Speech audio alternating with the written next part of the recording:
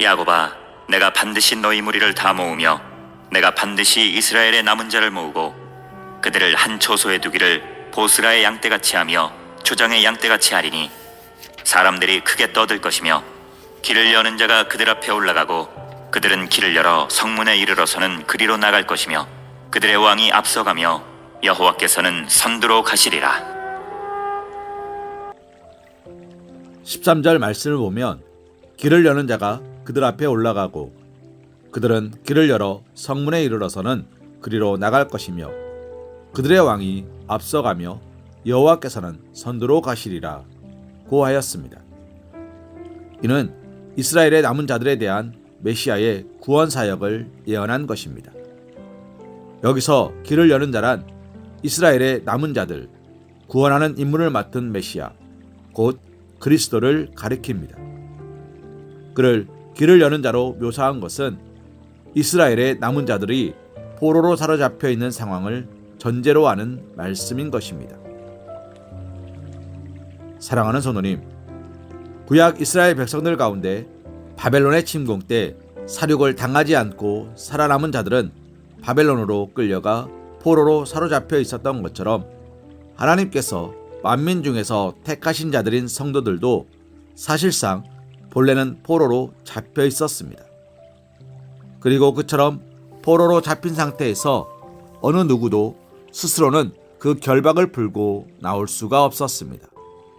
왜냐하면 이렇게 하나님의 택하신 자들을 포로로 사로잡은 존재는 바로 죄이기 때문입니다. 그렇습니다. 죄는 하나님의 택한 백성들을 포로로 사로잡고 있었습니다.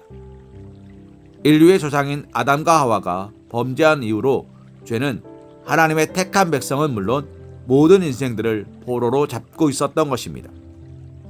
그렇기에 어떠한 인간도 본래 그 의지와 상관없이 거대한 죄의 수용소 안에 갇힌 죄수들로서 스스로는 그 수용소를 탈출하여 구원을 얻을 수 없는 것입니다. 그런데 그러한 우리를 구원에 이르게 하신 분이 계십니다.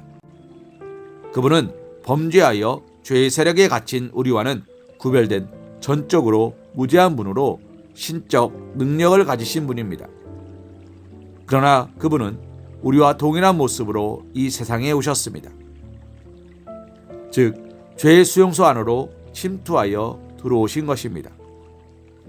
그가 누구입니까? 바로 하나님의 아들로서 사람의 형상을 취하시고 세상에 오신 예수님이십니다. 예수님은 마치 적군에게 포로된 자국민이나 군인을 구원하기 위해 수용소로 침투한 특수요원과도 같았습니다. 그는 십자가의 대속의 죽음과 부활을 통하여 죄의 권세, 곧 하나님의 택한 백성들을 사로잡고 있던 죄의 수용소담을 깨뜨리셨습니다. 그리고 갈 길을 모르는 하나님의 백성을 위해 앞장서서 하나님의 구원의 성문을 향하여 나아가셨습니다. 그러므로 하나님의 백성들이 구원을 얻으려면 어떻게 해야 합니까? 예수님께서 죄의 담을 깨뜨리시고 여신 그 길로 나아가야 합니다. 사랑하는 성도님, 그 길은 다름 아닌 십자가의 길입니다. 그렇습니다. 예수 그리스도의 십자가만이 우리를 얽매는 사망 권세를 깨뜨리는 권세입니다. 그리고 그 길을 따르는 자만이 구원에 이를 수 있습니다. 참으로 그만이, 참으로 주님만이, 참으로 예수님만이 유일한 구주가 되시며 그를 통하지 않고는 아무도 하나님의 구원의 성문에 이를 수 없습니다. 주님은 내가 곧 길이요 진리요 생명이니 나로 말미암지 않고는 아버지께로 올 자가 없느니라 고 분명하게 말씀하셨습니다.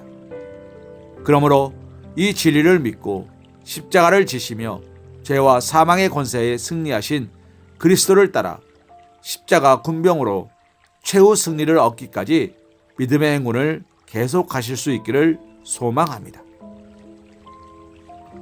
히브리서 12장 2절 말씀으로 오늘의 말씀 묵상을 이어갑니다. 믿음의 주요 또 온전하게 하시는 이인 예수를 바라보자. 그는 그 앞에 있는 기쁨을 위하여 십자가를 참으사 부끄러움을 개의치 아니하시더니 하나님 보좌 우편에 앉으셨느니라. 아멘.